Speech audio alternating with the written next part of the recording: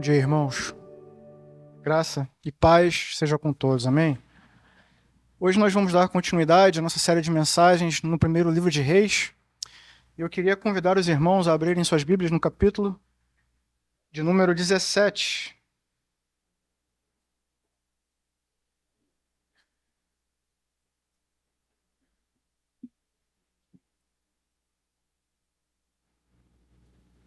O tema da nossa mensagem hoje é Elias, uma testemunha fiel do Deus de Israel, né? Como o próprio título já diz, título da nossa mensagem, hoje nós vamos começar a ver a história, desse grande homem de Deus, esse profeta chamado Elias. Curiosamente, Elias não foi um dos profetas mais eloquentes que nós temos, né? Não podemos dizer que podemos comparar a sua produção à produção de homens como, por exemplo, Isaías e de Jeremias, que deixaram alguns livros escritos para nós. Muito pelo contrário, nós não temos sequer um livro escrito pelo profeta Elias, o que, de certa forma, significa que a gente não pode colocar ele nem como um dos profetas maiores, nem como um dos profetas menores, né? Já que ele não deixou nenhum livro escrito. Porém, ainda assim, a Escritura é muito clara ao enfatizar o quanto esse homem foi, de fato, um homem de Deus. O Novo Testamento faz inúmeras referências a Elias, né? Por exemplo, dizendo que João Batista veio no poder, na unção de Elias. Elias é mencionado como uma das duas pessoas que aparecem no Monte da Transfiguração. Elias também é apontado por muitos como provavelmente uma daquelas duas testemunhas de Apocalipse, né? Então, todos esses registros no Novo Testamento mostram claramente para a gente que Elias, de fato, foi um grande homem de Deus. Mas a Escritura diz mais sobre Elias. Tiago, no capítulo 5, vai dizer que Elias, apesar de ter feito todas essas grandes coisas, Elias era um homem como nós. Um homem como nós. Nós vamos ver muitos milagres que Elias fez e experimentou. Mas Tiago nos lembra algo muito importante. Elias era um homem como nós, sujeito às mesmas paixões que nós, sujeito às mesmas coisas que nós. De fato, um homem como nós. Então, o meu apelo é que, à medida que a gente leia a história de Elias, a gente faça um esforço para perceber aquilo que Elias sempre quis mostrar com sua vida. O nome de Elias significa justamente isso, um grande testemunho. O Senhor é o meu Deus. E, de fato, a vida de Elias, toda ela, foi destinada a dar esse testemunho poderoso de que o Senhor, o Deus de Israel, é um Deus vivo e verdadeiro. Elias quis mostrar isso com toda a sua vida. Ele ostentou isso no seu nome.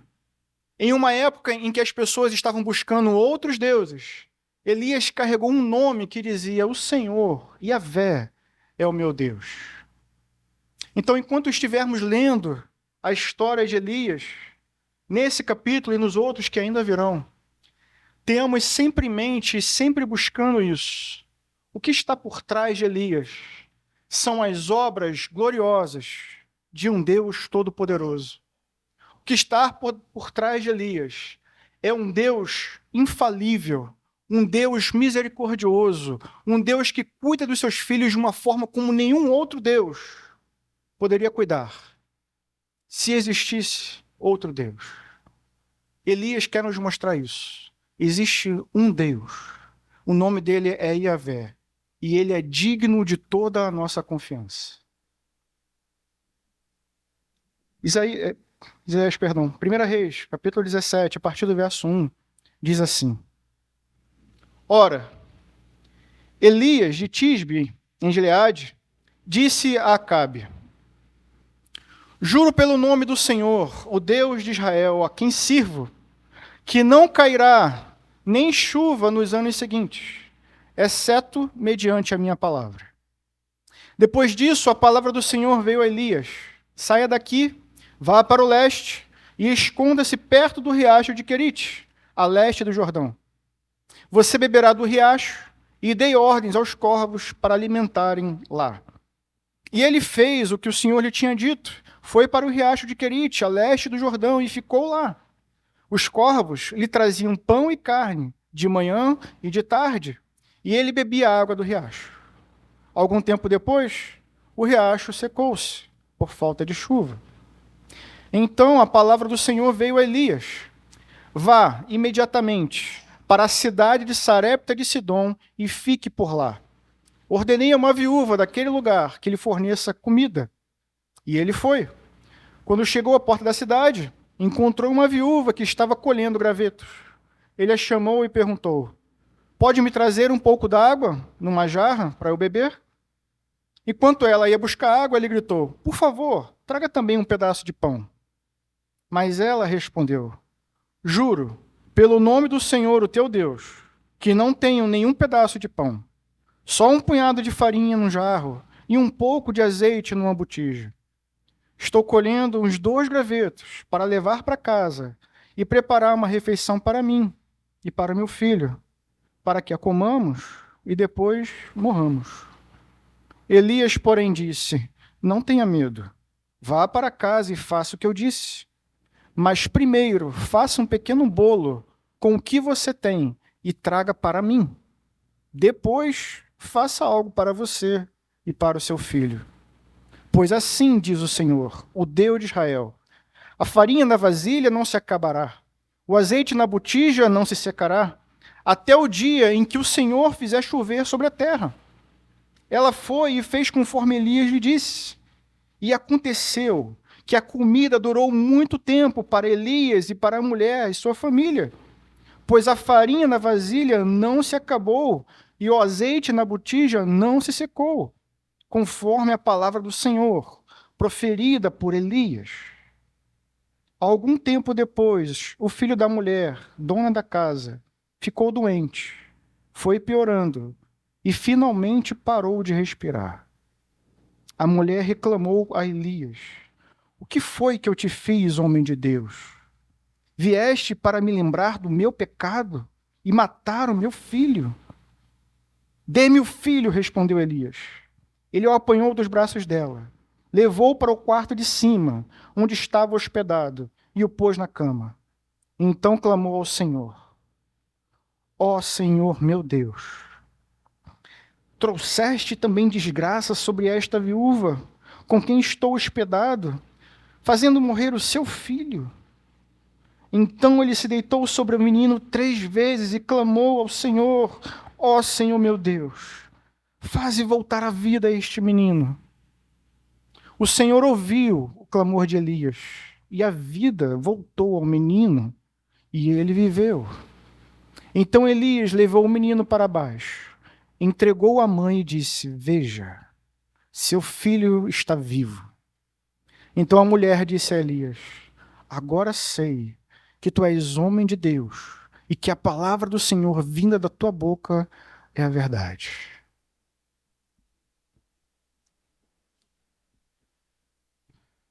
Vamos orar?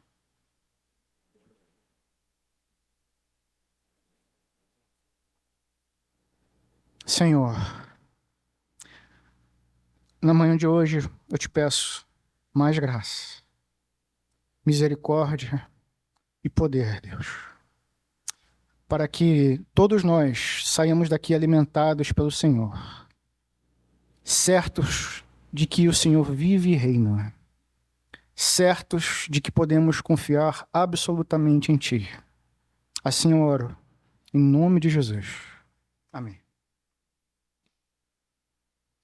Bem, a gente vai dividir a nossa mensagem em 4 grandes tópicos, né? É um capítulo muito grande.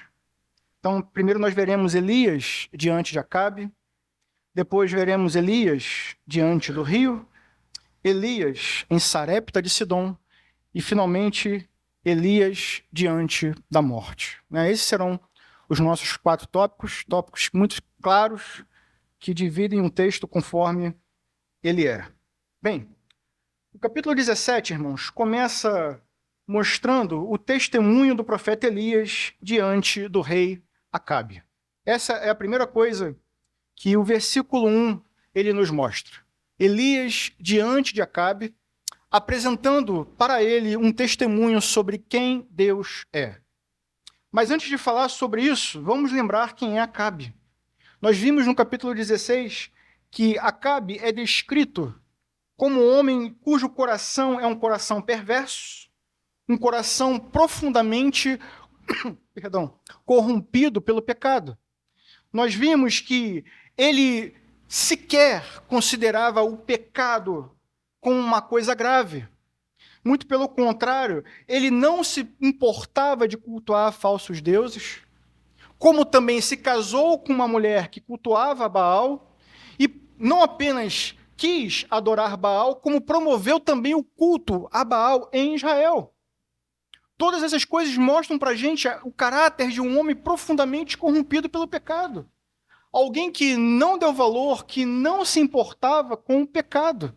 De fato, alguém que vivia como se Deus não existisse. Ou como diz Warren Wiersbe, como se Deus estivesse morto. Isso explica todas as coisas que ele estava fazendo. Deus não existe, Deus está morto, então o pecado também não é real. Eu posso adorar ao Deus que quiser, eu posso inclusive reconstruir a infame cidade de Jericó. Vejam só, o que nós vimos no capítulo 16 mostra o quão depravado estava não apenas o rei, mas o reino, ao ponto de um homem ter a ideia de reconstruir a cidade de Jericó. E isso aconteceu nos dias do rei Acabe. Eu estou dizendo isso para que a gente tenha uma ideia de quem é esse homem com quem Elias está falando. Um homem profundamente corrompido pelo pecado, que não apenas estava adorando um outro Deus, mas estava oficializando o culto a Baal em Israel. Isso é muito grave. Então Elias foi diante desse homem, diante do rei Acabe, e começou a dar um testemunho de quem Deus é. O que Elias faz no versículo 1, irmãos, a gente poderia dizer, é uma grande pregação de 3 tópicos e uma conclusão. O que Elias diz é: o Senhor vive, o nome dele é Yahvé, ele é o Deus de Israel. Vejam só o versículo 1, mais uma vez.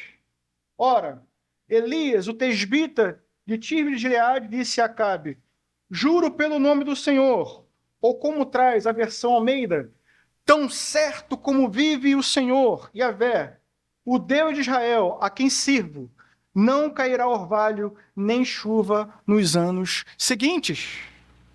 Ou seja, ele está dizendo para um rei que vive como se Deus não estivesse vivo. Deus está vivo, ele vive. Ele está dizendo para um rei que reconhece Baal como Deus. Ele diz: Yahvé é Deus, o Senhor é Deus. Ele usa um nome que Deus revelou a Moisés: Yahvé é Deus. Ele se vira para Acabe, um homem que estava tentando oficializar Baal como Deus, e diz: Yahvé é o Senhor de Israel. Ele vive. Yahvé é o seu nome, e ele é o Deus de Israel.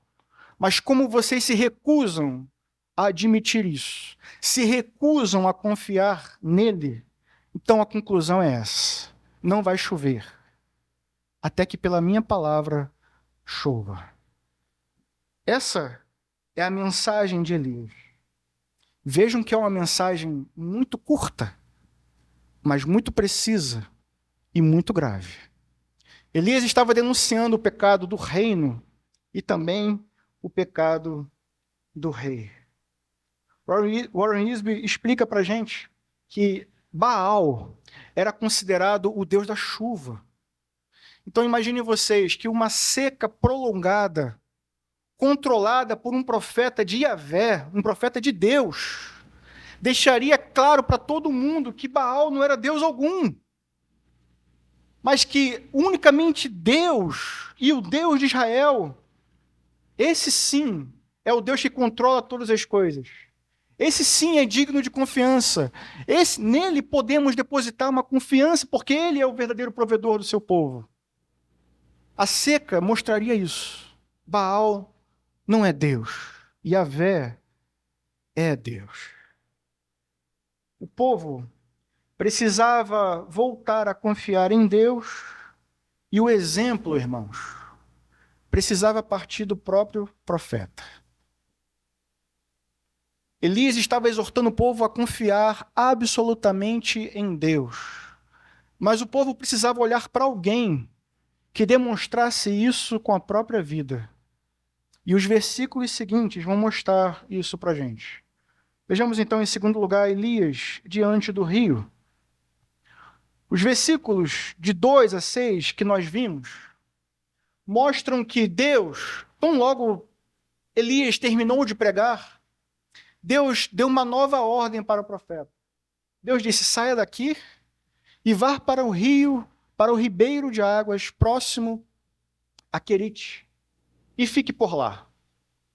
Lá você beberá a água do rio, lá você será alimentado pelos corvos. E o versículo 5 diz que ele fez o que o Senhor lhe tinha dito. Elias, irmãos, não apenas foi, mas foi e permaneceu naquele lugar. Porque aquele lugar era o lugar que Deus tinha determinado, aquele lugar, podemos dizer, era o lugar da obediência. Elias não era apenas um homem de oração, era também um homem que obedecia e permanecia obedecendo a Deus. Philip Wright vai nos dizer que a vida cristã, viver para Deus, exige mais do que simplesmente um ato de obediência.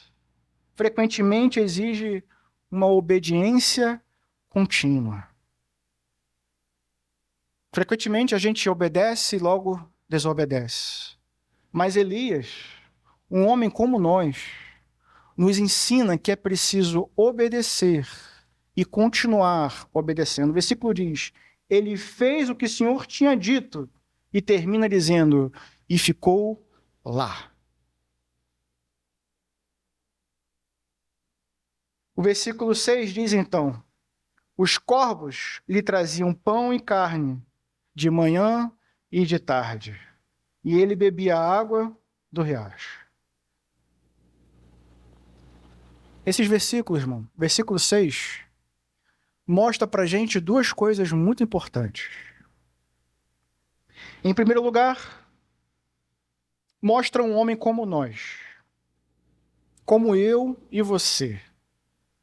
Mas vejam só, um homem como nós, que aprendeu a confiar em Deus, que decidiu ser obediente à palavra de Deus. Um homem como nós, que decidiu confiar a sua sobrevivência à palavra de Deus. Deus disse que ali ele beberia água, e ali ele bebeu. Deus disse que corvos alimentariam ele, e corvos o alimentaram. Mas eu preciso que você entenda isso. A confiança de Elias não estava no rio, com as suas águas. Estava no Deus que criou o rio e estabeleceu o curso do rio. Não estava nos corvos, mas no Deus que deu ordem aos corvos para que os corvos alimentassem o seu servo. E vejam só, o texto não nos diz que Elias fez qualquer tipo de ponderação. Mas eu poderia levantar muitas. Não faz sentido ir para um rio que logo vai se secar. Não vai chover, é um ribeiro, vai secar. Mas Deus me manda para lá e confiar a minha sobrevivência nisso. Confiar que corvos vão obedecer a palavra de Deus. Eu estou vendo Israel, homens racionais que se recusam a obedecer à ordem de Deus. Animais irão obedecer. Mas vejam só, animais se submeteram à ordem de Deus. Deus deu ordem, eles obedeceram e o profeta foi alimentado. Isso vai contra toda a lógica. Mas vejam Deus agindo. para além da nossa compreensão. Animais se submeteram à palavra de Deus, enquanto homens israelitas se recusaram a obedecer. Mas esse versículo ainda mostra uma outra coisa muito importante, não sobre Elias, mas sobre Deus. O que esse versículo que diz que Elias bebeu e Elias comeu como Deus havia dito, o que esse texto nos ensina sobre Deus? Que Deus, irmãos, é absolutamente digno da nossa confiança. Que Ele falou e então nós podemos e devemos depositar a nossa confiança em Sua palavra. Elias confiou, irmãos. E eu te pergunto, o que nos impede de confiar nesse Deus como Elias? Elias era um homem como eu e você. E ele confiou. Então, o que nos impede de confiar em Deus? Por que duvidamos desse Deus? Por que buscaríamos outros deuses?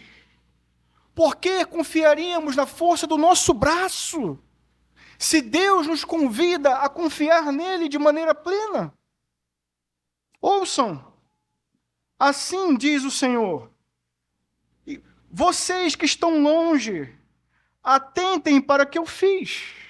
Vocês que estão perto, reconheçam o meu poder. Deus diz isso no livro de Isaías, capítulo 33, verso também 33. Vocês que estão longe, vejam o que eu fiz. E vocês que estão perto, reconheçam o meu poder. Não duvide de Deus, irmãos. Não duvide da sua palavra.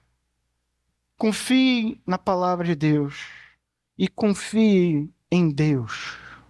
Elias está nos mostrando, ele é digno de toda a nossa confiança. Agora veja o versículo 7. O versículo 7 diz que algum tempo depois o riacho secou-se por falta de chuva. Vejam, Deus mandou o profeta para lá para beber a água do rio. E algum tempo depois, a água do rio secou. Esse, irmãos, poderia ser um momento perfeito para uma crise de fé. Poderia ser um momento perfeito para a gente abrir as nossas bocas e dizer: como assim, Deus? O Senhor me mandou para cá e o rio secou? Mas vejam, mais uma vez, nenhuma palavra é dita nesse sentido. Nenhuma ponderação, nenhum questionamento. Porque o rio, a fonte da água daquele homem secou. E a gente não pode pensar que Elias era um homem maior do que nós, porque a Escritura diz, ele era como nós. Mas vejam o grau de confiança que ele apresenta. Nenhuma palavra de ponderação, nenhum questionamento. Mas esse versículo ainda nos mostra ainda uma outra coisa muito importante. Duas coisas muito importantes. Quando o texto diz que algum tempo depois, ou que algum tempo passou, significa, obviamente, que algum tempo passou e o juízo de Deus veio. Não veio a chuva, o rio secou. É isso que o texto está dizendo. Mas de uma forma indireta, isso significa que algum tempo passou e nada naquela terra mudou. Não houve arrependimento por parte de Acabe nem dos israelitas. Não houve conversão por parte de Acabe nem dos israelitas. E por isso o juízo veio. Porque certamente, irmãos, nós vimos, se o povo se arrependesse, se voltasse para Deus, era uma promessa. Deus ouviria dos céus e perdoaria o povo, sararia a terra. Então, se algum tempo depois o rio secou, é porque não houve arrependimento, não houve conversão. Eles permaneceram no mesmo caminho. Em outras palavras, o tempo passou e eles perderam a oportunidade de se voltar para Deus e reconhecer Deus, Yahvé, como seu único e verdadeiro Deus. Essa expressão aparece aqui e vai aparecer mais uma vez no texto. E eu diria que ela sempre indica a mesma coisa: oportunidade perdida. Oportunidade perdida. O texto mostra no versículo 7 que eles perderam a oportunidade de se voltar para Deus e permaneceram rejeitando o profeta, a mensagem de Deus e o próprio Deus. Isso é grave. Então, o texto muda e mostra que Deus tira o profeta de Israel e envia ele para uma outra terra, Sarepta de Sidom. Isso acontece a partir do versículo 8. E aí a gente entra na terceira parte da nossa mensagem. Elias em Sarepta de Sidom. Deus, mais uma vez, vira para o profeta. Captem isso. Primeiro, ele mandou o profeta para um rio, confiar que no rio ele beberia água, confiar que ali ele seria alimentado por animais, por corvos. Ele confiou, bebeu da água do rio e, de fato, foi alimentado por corvos. Mas agora que o rio secou, Deus dá uma nova ordem para o profeta. Ele manda Elias para uma terra chamada Sarepta e diz que lá uma viúva vai ser responsável por alimentar ele. Mais uma vez, o texto não menciona qualquer ponderação de Elias. Mas eu, honestamente, será que eu não faria nenhum tipo de questionamento? Irmãos, vamos pensar um pouco. Sarepta de Sidom era a terra natal de Jezabel. Na verdade, Sidom era a terra natal de Jezabel. E Sarepta pertencia a esse reino. Vejam, o profeta não está mais em Israel, Deus está mandando ele para fora de Israel. Ele está mandando o profeta para a terra de Jezabel, o quintal de Jezabel. Uma mulher que era a esposa de Acabe, uma mulher perversa, uma perseguidora implacável dos servos de Deus. Nós vamos ver que ela foi responsável por matar muitos profetas. E Deus está mandando o profeta para lá, para o território do inimigo. Sidom, irmãos, era a terra natal, podemos dizer também, de Baal. Era ali que se encontravam os maiores adoradores de Baal, ou pelo menos a maior quantidade de adoradores de Baal. E Deus está mandando o seu homem, o seu servo para lá. Literalmente, para a terra do inimigo. Aonde Jezabel nasceu, o pai dela era o rei, e aonde Baal era adorado por todos. Faz sentido que Deus me envie para me proteger justamente em uma terra onde Baal está sendo adorado, onde Jezabel e o pai dela reinaram? Não faz sentido. Mas há uma outra coisa que não faz sentido. Deus falar que uma viúva, uma mulher que, em todas as culturas, especialmente naquele tempo, eram mulheres desamparadas, mulheres frágeis, e Deus está dizendo que uma viúva vai ser responsável por me alimentar. Mais uma vez, para mim, isso não faz sentido. E eu me pergunto, será que eu questionaria essa ordem de Deus? Ou será que, como Elias, eu simplesmente me submeteria à palavra de Deus? Será que, como Elias, um homem como nós, a gente obedeceria e simplesmente iria para uma terra estranha, enxergando todos os perigos e todas as impossibilidades, confiando simplesmente no fato de que Deus disse? Tiago diz que Elias era um homem como nós. A minha pergunta é, será que nós somos como ele? Será que nós aprendemos a confiar em Deus como ele? Bem, os versículos 8, 9 mostram que Elias foi. E chegando lá, ele de fato encontrou uma viúva. Ele pediu água para ela e ela deu água. O que aparentemente diga para a gente que a água ainda não era um problema ali. Mas, logo em seguida, ele pediu pão. E aí a coisa complicou. Veja o que diz o texto. Ela disse no verso 12: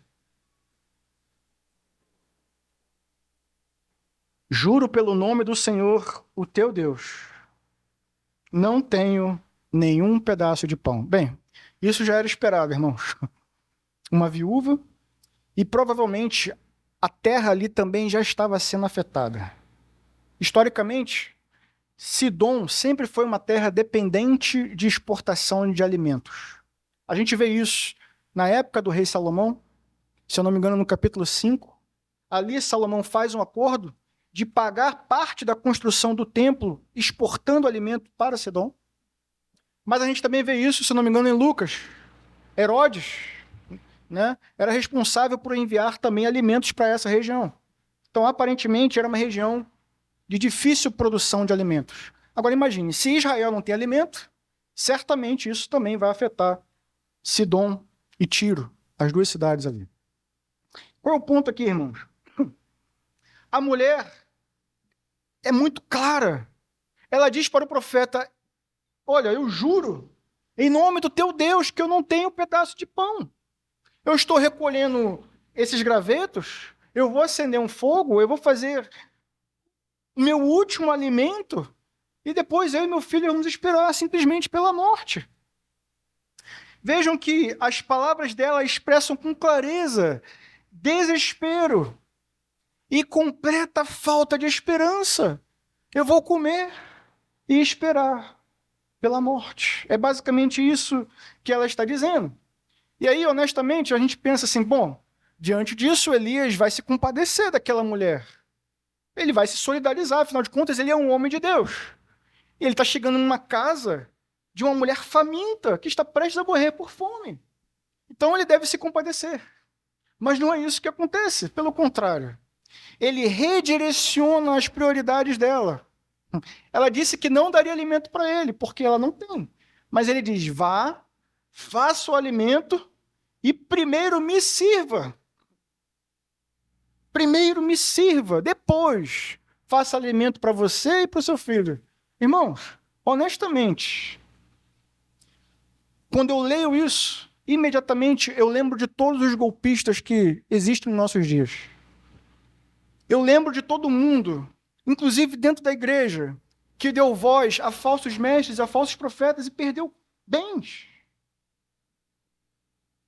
E aí eu penso assim, caramba, será que se eu estivesse no lugar dessa mulher, eu ouviria a palavra de um homem que eu nunca vi? Daria crédito à palavra de um homem que eu nunca vi a respeito de um Deus que eu não sirvo, que não é o meu Deus, é o Deus dele? E para surpresa de todos, irmãos, de uma forma inexplicável, aquela mulher que não era uma mulher israelita, que não tinha a ver com o seu Deus, ela acreditou. O texto quer nos mostrar esse absurdo. Ela creu. Eu só consigo entender assim, porque se aquele era o último alimento que ela tinha, como ela poderia dar para um homem que ela nunca viu? Ela acreditou de alguma forma. Ela fez o que o profeta falou para ela fazer. E o texto diz que não faltou alimento naquela casa. Enquanto o profeta Elias esteve lá, houve provisão de Deus para Elias, para ela e para o filho dela. Todos os dias, dia após dia, o pão de cada dia. É isso o que o texto mostra para a gente. O que Elias falou para ela para convencer está no versículo 14. Assim diz o Senhor, o Deus de Israel.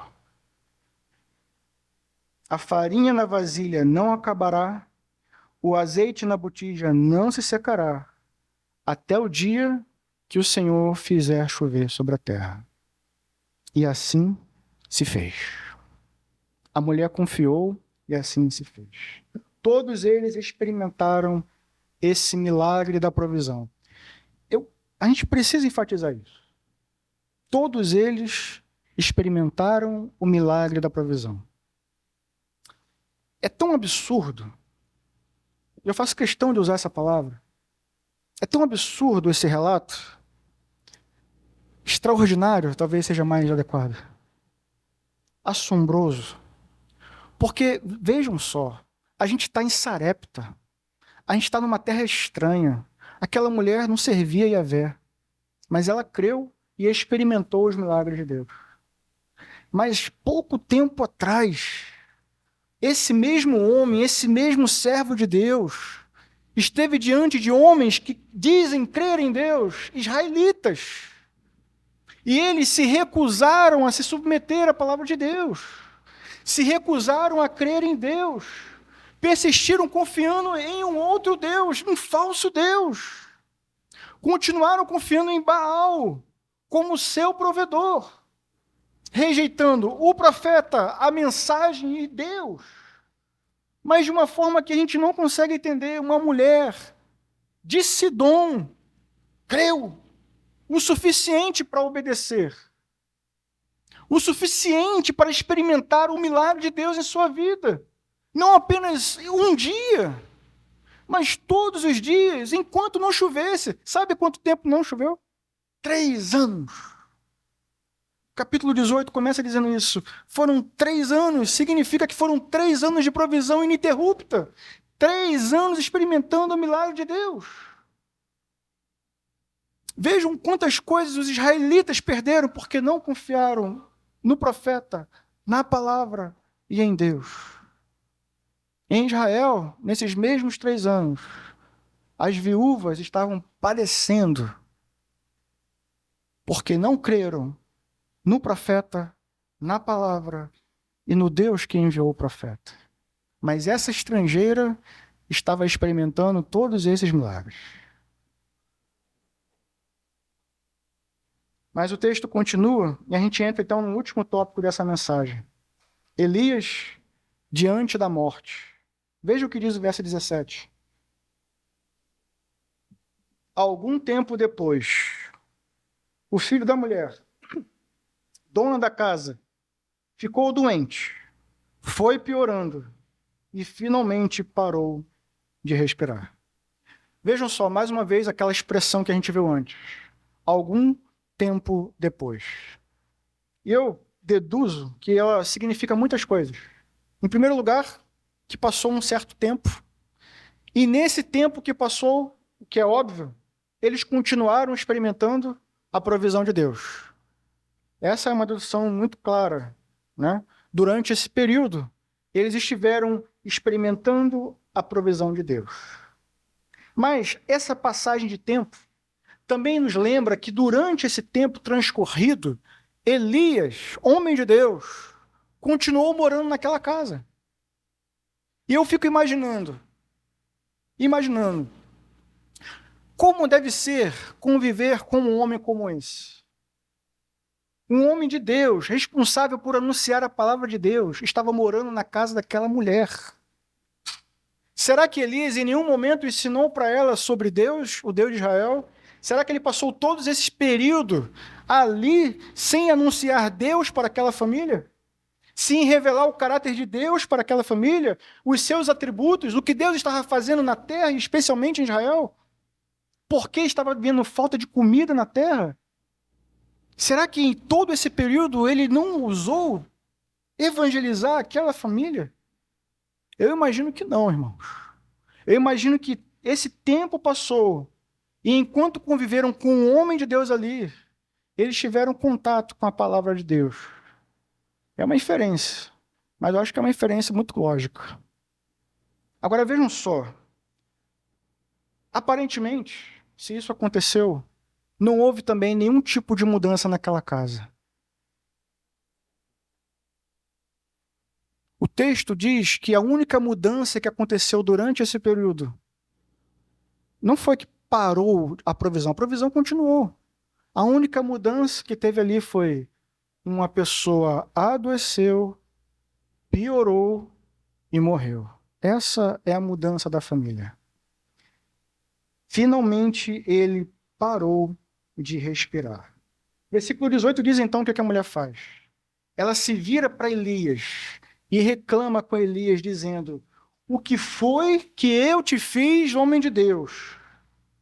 Vieste para me lembrar do meu pecado e matar o meu filho? Irmãos, vamos ler mais uma vez. O que foi que eu te fiz, homem de Deus? Vieste para lembrar-me do meu pecado e matar o meu filho? Irmãos, isso aqui é impressionante. Em primeiro lugar, é óbvio, ela está responsabilizando o profeta. Ela vira para o profeta e reclama com ele. Obviamente, porque ele é o representante de Deus. E ela diz: o que foi que eu te fiz? O que foi que eu te fiz? Mas vejam, ela responsabiliza o profeta, mas logo em seguida ela explica o porquê. Ela diz: vieste para me lembrar do meu pecado? Ou seja, vieste para me lembrar que eu sou uma pecadora? Isso é um ponto crucial do nosso texto, irmãos. Porque durante esse tempo que passou, agora já não é tanto uma inferência assim, ela começou a compreender uma coisa muito importante, que existe uma relação entre pecado e morte. Isso fica claro no texto, ela relaciona as duas coisas. Provavelmente ela aprendeu sobre o caráter justo de Deus, o caráter santo de Deus, e de quanto Deus odeia o pecado. Então, agora que o seu filho morreu, ela revela isso claramente. Vieste para me lembrar que eu sou uma pecadora. Talvez, irmãos, ela estivesse pensando: olha, se você nunca tivesse vindo para cá, se eu nunca tivesse conhecido você como homem de Deus, talvez eu permanecesse na minha ignorância. Talvez o tempo passasse e eu não me lembrasse do fato de que sou pecadora. Mas agora eu me lembro. E o fato, irmãos, vejam só, o problema não é que Deus agora sabe que ela é pecadora. O problema é que agora ela sabe que é pecadora. Ela sabe disso. Ela tem consciência disso. E isso é impressionante. Que uma mulher estrangeira tenha consciência do pecado. Enquanto nós vimos que Acabe não se importava com o pecado. É impressionante que uma estrangeira consiga relacionar e ter noção da gravidade do pecado e dizer que o pecado está relacionado com a morte. Mas que Acabe e os israelitas estavam deliberadamente vivendo no pecado como se nada fosse. Como se isso não importasse. Como se Deus não existisse. Mas essa estrangeira está olhando e dizendo: eu sei. Eu sou pecadora e por causa disso a morte entrou na minha casa.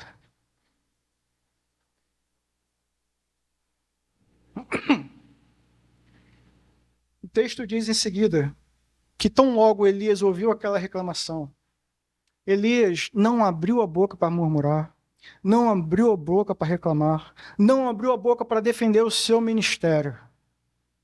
O que Elias fez? Ele pegou a criança no colo, subiu para o seu quarto, o quarto onde ele ficava hospedado. Eu imagino que seja o seu quarto, o seu lugar de oração.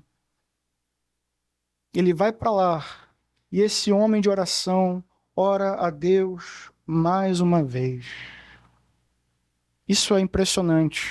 Um homem como nós nos ensina a depositar as nossas preocupações diante de Deus. Nos ensina a apresentar as nossas aflições diante de Deus. Não vejo um homem assim tão desesperado. Sim, aflito, mas ele sabe aonde ele precisa ir. Ele sabe o que ele precisa fazer. Não abrir a boca, murmuração, não reclamar da realidade. O garoto está morto, ponto. Mas ele sabe que tem uma solução. Ele sabe e sobe para o seu quarto de oração e ele diz: Senhor, meu Deus, trouxeste também desgraça sobre esta viúva. Vejam, ele não sabe de todas as coisas, mas agora ele sabe que aconteceu. E ele apresenta isso com toda a sua sinceridade diante de Deus. Ele não tem todas as respostas, ele tem um fato. O garoto morreu. Então ele apresenta: Senhor, trouxeste de graça sobre essa família, sobre essa casa. Então ele se deita 3 vezes sobre o corpo do menino e diz: Senhor, meu Deus, faz voltar à vida esse menino. Irmãos, uma coisa importante da gente entender aqui. Elias está orando por uma coisa que nunca aconteceu antes. A gente está no Antigo Testamento. Lembra? A gente está no Antigo Testamento. Ainda não temos nenhum registro até aqui de alguém que tenha voltado dos mortos, de alguém que tenha morrido e voltou a viver. Não temos esse relato. Elias não tinha isso. Ele não tinha um evento anterior, um caso anterior para voltar e basear a sua fé. Não tinha esse fundamento. Elias está pedindo por uma coisa, irmãos, que a princípio nunca aconteceu antes. E qual é a base para ele fazer essa oração? Qual é a base da sua fé? Não é que coisas assim já aconteceram, mas que Deus pode. É baseado na crença em Deus, na sua fé em Deus, que pode todas as coisas, que criou todas as coisas, que deu vida ao primeiro homem, que ele ora e crê que Deus pode fazer essa vida voltar. Não porque já aconteceu, mas porque Deus pode. Vejam a fé de Elias, um homem como nós. Essa fé tem que nos motivar, irmãos. Vejam essa fé, uma fé que impulsionou aquele homem de Deus a orar por uma coisa que ninguém nunca tinha ouvido falar.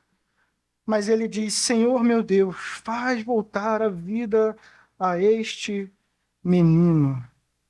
E o versículo 22 diz: o Senhor ouviu. Somente um Deus vivo, irmãos, pode ouvir. O Senhor ouviu. E o texto diz: e a vida voltou ao menino. Somente um Deus todo-poderoso pode fazer a vida voltar aos mortos. Uma oração fundamentada exclusivamente na fé em Deus. E foi pela fé, irmãos, que aquela viúva recebeu de volta o seu filho. Hebreus, lá na Galeria dos Heróis da Fé, há um versículo especialmente para essas pessoas. Se eu não me engano, é no versículo 33. Melhor, Hebreus 11, versículo 35. Menciona que houve mulheres que, pela fé, testemunharam a ressurreição. Ela certamente é uma delas. Quem diria? Uma estrangeira mencionada na Galeria dos Heróis da Fé. Ela testemunhou, irmãos, o primeiro milagre. A ressurreição de um menino que havia morrido. Na verdade, o segundo. O primeiro foi a provisão. Agora ela testemunhou o segundo milagre. Mas ela precisava de mais. A gente precisa entender isso. A gente está estudando o Evangelho de João e a gente está vendo isso com muita clareza. Muitas pessoas testemunharam milagres. Mas isso não basta. Isso não é tudo. É preciso confiar naquele que está operando o milagre. É preciso depositar plena confiança no Deus que é capaz de operar os milagres mais improváveis diante dos nossos olhos. Não basta olhar e se maravilhar. É preciso que esse Deus se transforme no seu Deus. E até o presente momento, aquele Deus, o Deus de Israel, é somente o Deus de Elias. Ainda não era o Deus dela. Mas olha só o que acontece em seguida. Elias desce com o menino vira para ela e diz: veja, o teu filho vive. E naquele momento, irmãos, aquela mulher não viu apenas um filho que estava morto e voltou a viver. Ela viu o poder de Deus sobre a vida de todos. Ela viu mais do que um menino que voltou a morrer, ela viu o poder de Deus em ação. Ela viu Deus em sua grandiosa soberania, em seu infinito poder, fazendo uma coisa que nenhum outro Deus ou suposto Deus jamais tinha feito. Ela testemunhou um milagre de um morto voltar à vida. E se Deus pode fazer isso, se o nosso Deus pode fazer isso, o que mais Ele pode fazer? Se Ele pode trazer um morto de volta à vida, o que é impossível para esse Deus? Nada. Nada. A partir daquele momento, ela tinha convicção de que não era Baal, mas Yahvé, que era digno de toda a confiança. E podia se voltar para ele e confiar plenamente nele. Porque, afinal de contas, ele não está apenas provendo alimento para mim todos os dias durante 3 anos, mas ele é capaz de dar vida aos mortos. Então ela diz no versículo 24, agora sei que tu és um homem de Deus e que a palavra do Senhor é a verdade. Estamos aqui, irmãos, uma belíssima confissão. Antes era o Deus de Israel e o Deus de Elias, mas agora ela sabe, agora ela conhece o Deus de Elias, ela conhece o Deus de Israel, e não apenas conhece, ela reconhece. Não apenas que Elias é um homem de Deus, mas que a palavra de Deus é a verdade.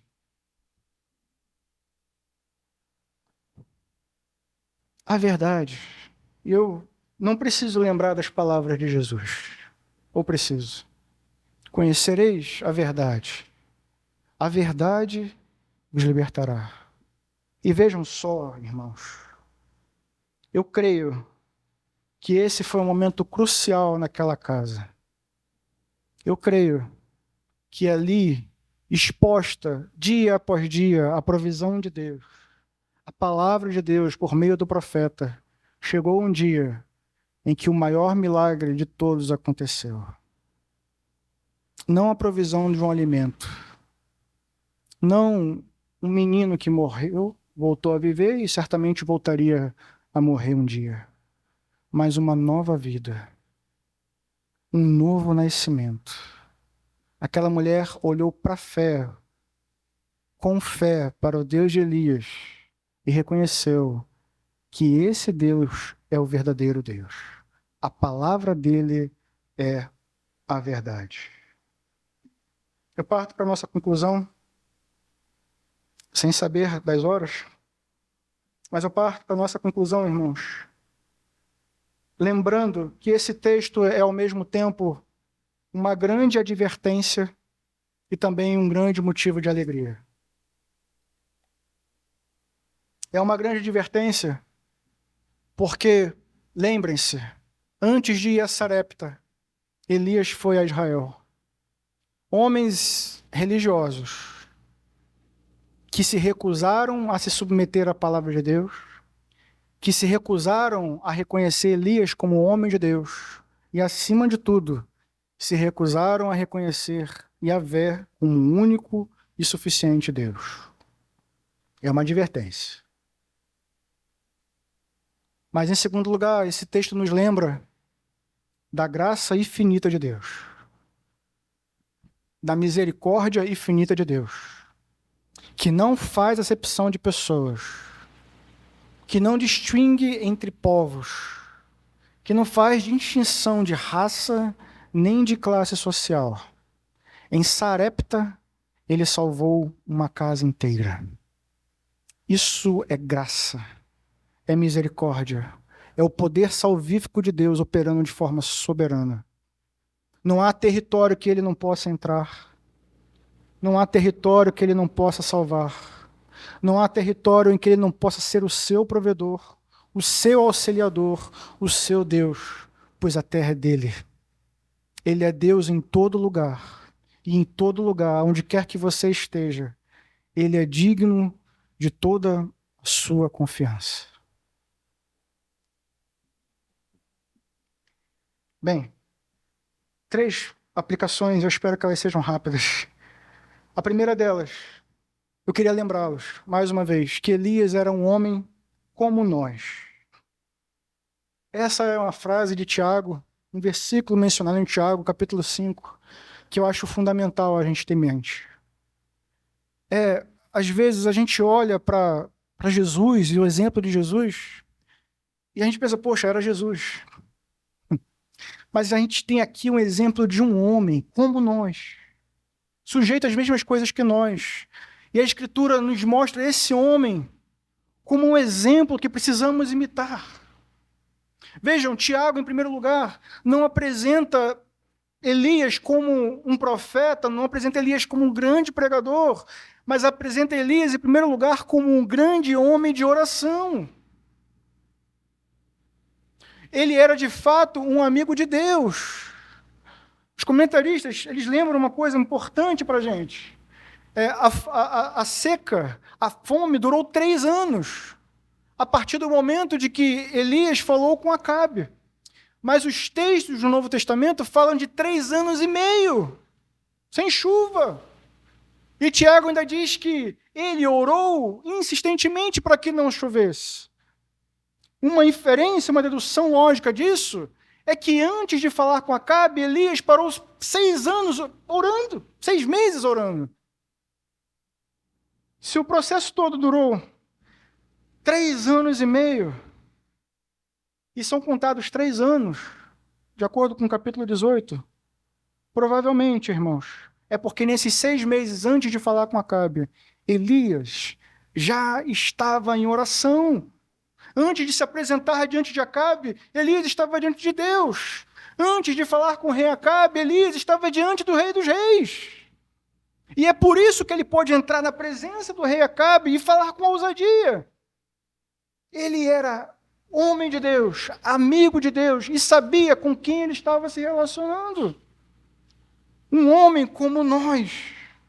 E nós precisamos ser assim também, irmãos. Verdadeiramente amigos de Deus. Precisamos nos relacionarmos com Deus como Elias se relacionou. Então poderemos falar com ousadia diante dos homens, viver com ousadia diante dos homens, não por causa de quem somos, mas por causa de quem Ele é. Confiantes no seu poder, na sua autoridade.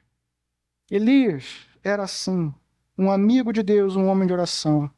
Mas Elias também era um homem de obediência, irmão. E a gente precisa aprender isso. A gente obedece hoje e amanhã desobedecemos. A nossa obediência tem um prazo de validade. Não pode ser assim. Vejam, Elias, ele obedeceu e permaneceu em obediência. Ele foi para o rio e permaneceu lá. Então, se a palavra de Deus diz, vai e faça assim, precisamos ir e continuar fazendo. Porque é a palavra de Deus e isso basta. Então, se Elias obedeceu a Deus dessa forma, irmãos, sendo um homem como nós, temos aqui um grande exemplo, uma grande motivação, não apenas para obedecer, mas para continuar obedecendo. Obedecer e permanecer em obediência. Como disse anteriormente, a vida cristã não existe apenas um ato de obediência, mas um ato contínuo de obediência à vontade de Deus. Eu vejo Elias assim, um exemplo de fé, obediência e permanência. É um exemplo, irmãos, que deve nos inspirar e nos motivar. Às vezes, somos muito mais influenciados por maus exemplos, mas temos aqui um bom exemplo para seguir. Um homem que orava insistentemente, obedecia e obedecia dia após dia. Mas sabemos, não era perfeito. Era um homem como nós. Mas quando a Escritura diz que ele era um homem como nós, não está nos dando uma desculpa, está nos dando uma motivação. Se ele conseguiu se relacionar com Deus assim, por que não conseguiremos? O que nos impede?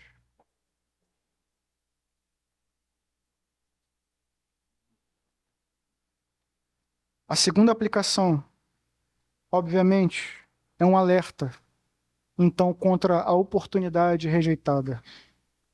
Vejam, o tempo está passando para a gente também.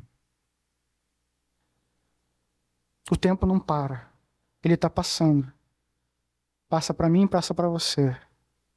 E à medida que o tempo passa, a oportunidade pode passar também. Elias, antes de ir a Sarepta, foi a Israel. Anunciou a palavra de Deus. Foi rejeitado como homem de Deus. A palavra pregada foi rejeitada. E o Deus anunciado também foi rejeitado. O tempo passou e o juízo veio. O tempo está passando e o juízo vai vir.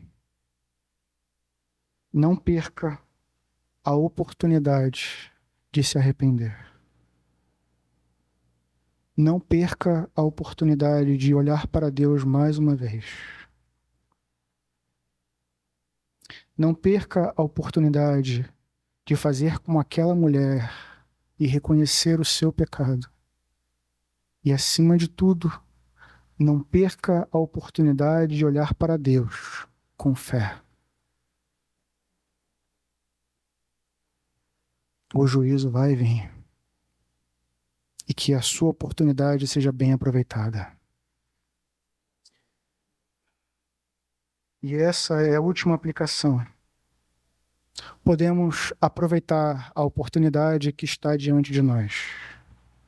Toda vez que a palavra de Deus é pregada, toda vez que você ouve falar sobre Deus e sobre Cristo, a oportunidade é posta diante de você.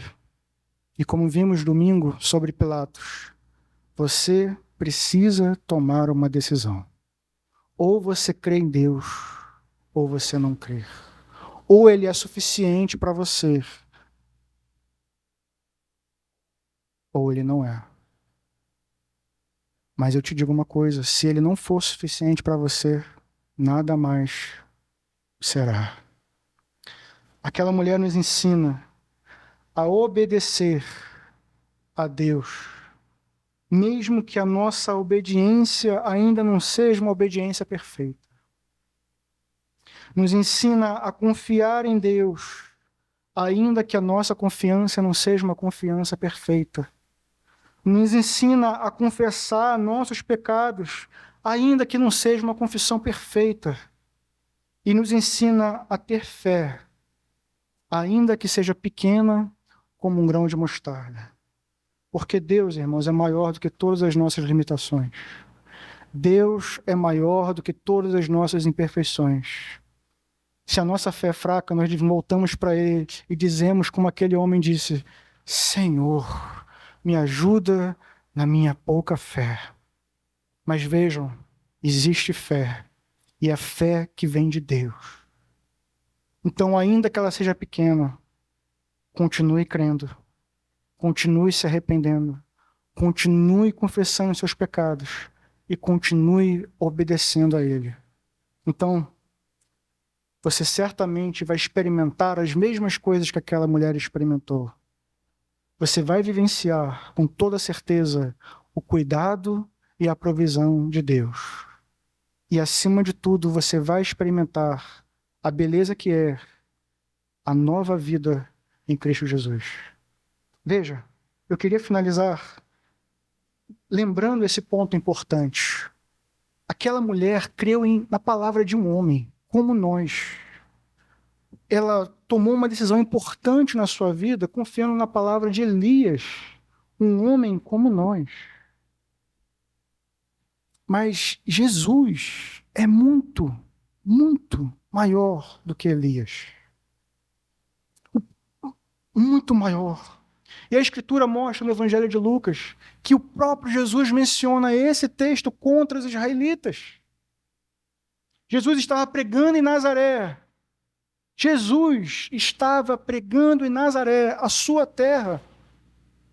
E aqueles homens de Nazaré não enxergaram em Jesus o Cristo. Não enxergaram em Jesus o Messias. Viram apenas um homem. Um carpinteiro, um filho de um carpinteiro. E Jesus, olhando para eles, diz: olha, um profeta não é valorizado em sua terra. Mas deixa eu lembrar uma coisa. Naqueles dias de Elias, o profeta foi enviado a uma viúva em Sarepta, enquanto todas as viúvas de Israel continuaram a padecer de fome. Esse é um alerta que Cristo fez, irmãos. O perigo de rejeitar o homem de Deus. E eu não falo mais de Elias. Falo daquele que Pilatos apresentou como um homem de Deus e verdadeiramente o homem de Deus. Plenamente encarnado, o verbo que se fez carne, Cristo Jesus, nosso Senhor. Este que se fez carne, mas que João olhou e viu a glória do Pai no Filho. Agora vejam o absurdo. Uma mulher estrangeira confiou num homem como nós, Elias, mas aqueles israelitas ousaram não confiar em Cristo. Não o reconheceram como Messias, não o reconheceram como Salvador. E isso, mais uma vez, é posto diante de você, diante de nós. Quem Ele é para você? Você vai mais uma vez rejeitar Ele como seu Senhor, como seu Salvador? Ou vai enxergar nele o verdadeiro homem de Deus, o verdadeiro profeta de Deus, o verdadeiro mensageiro de Deus? Não apenas alguém que transmite a palavra de Deus, mas a palavra de Deus em carne. Pois é isso que ele é. Ele é mais do que o mensageiro, ele é o mensageiro e é a mensagem. Creia nele. E você vai experimentar coisas grandiosas. Vejam só, Elias, um homem como nós, se deitou 3 vezes sobre o corpo do menino.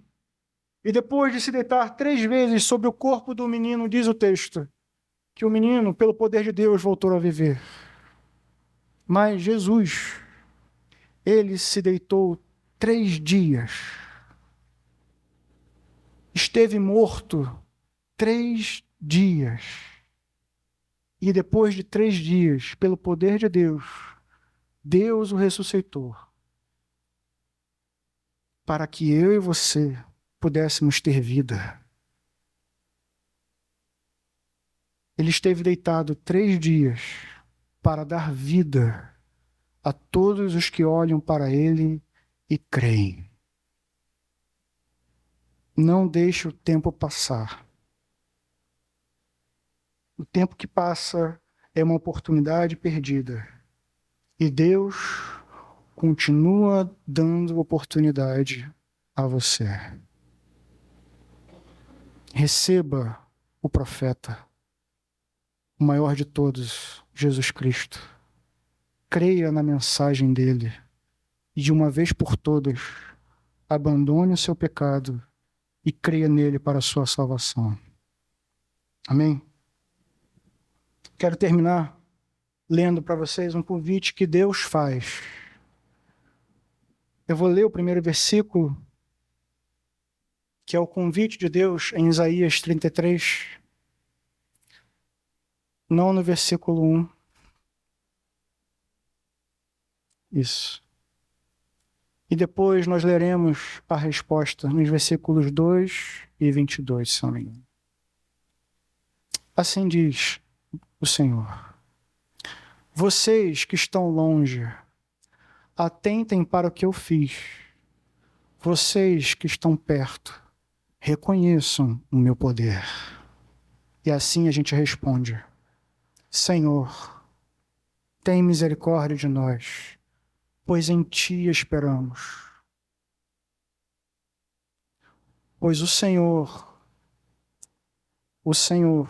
é o nosso juiz, o Senhor é o nosso legislador, o Senhor é o nosso rei, é Ele que vai salvar.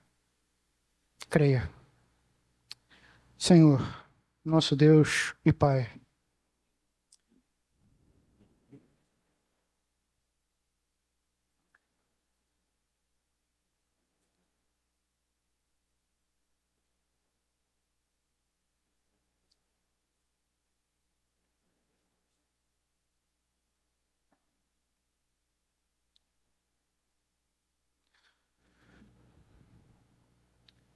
obrigado, Deus, porque olhamos para Ti e fazemos do Senhor a nossa rocha.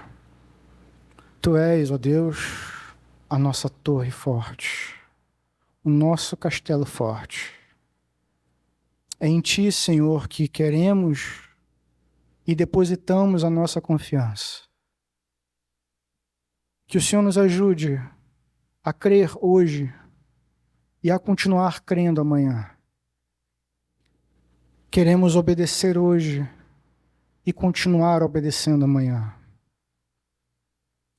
Queremos crer e saber, ó Deus, que o Senhor não apenas nos criou, mas o Senhor nos sustenta pelo seu poder, pelo poder da sua palavra. E é assim que queremos viver o resto dos nossos dias, confiantes de que não há nenhum outro Deus em que podemos depositar a nossa confiança, mas sabedores e plenamente convictos de que Deus, o Deus de Abraão, Isaque e de Jacó, o Deus de Elias, o Deus de Israel, é também o nosso Deus. O Deus Todo-Poderoso, Criador dos céus e da terra. O Deus que me formou do pó, a sua imagem e semelhança. É nesse Deus que chama as estrelas pelo seu nome, que estabeleceu o firmamento, que reina de eternidade em eternidade, provedor do sol, da chuva, do alimento para o homem e também para os animais, que veste as flores do campo e que fez tudo para o louvor da sua glória.